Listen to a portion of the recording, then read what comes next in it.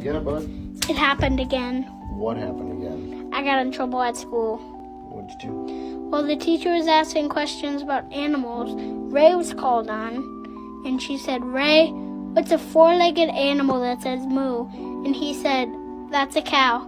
Then I was called on, and she said, "Dami, what's the type of bird that has feathers but can't fly?"